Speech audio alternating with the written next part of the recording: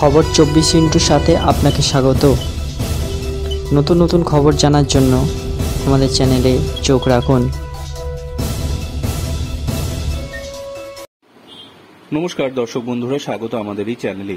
ভোটের মুখে ময়দানে বুদ্ধদেব বাম প্রার্থীদের জয়ী করার আবেদনও জানালেন। ভিডিও বার্তায় বলে মনে রাখবেন, তৃণমূলের আমলে কিন্তু বিজেপির বাড়বাড়ন্ত।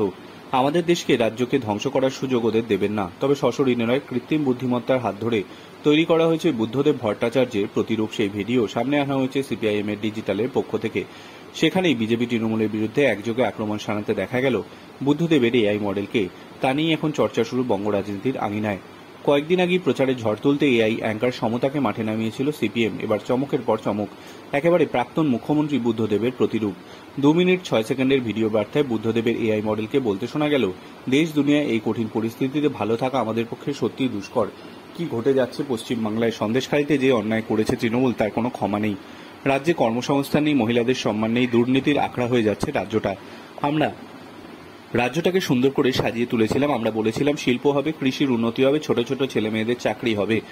একযোগে আক্রমণ শানান বিজেপি এবং তৃণমূলের বিরুদ্ধে। বলেন, কেন্দ্রের ক্ষমতা দখল করে বসে আছে দুর্নীতিগ্রস্ত বিজেপি।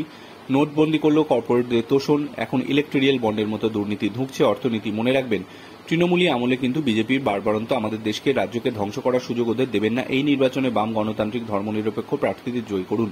সামনে লড়াই, এই লড়াই লড়তে হবে এবং লড়াই করে জিততেও হবে। সম্প্রতি একাধিকবার মারাত্মক শারীরিক অসুস্থতার সম্মুখীন হতে হয়েছে বুদ্ধদেবকে।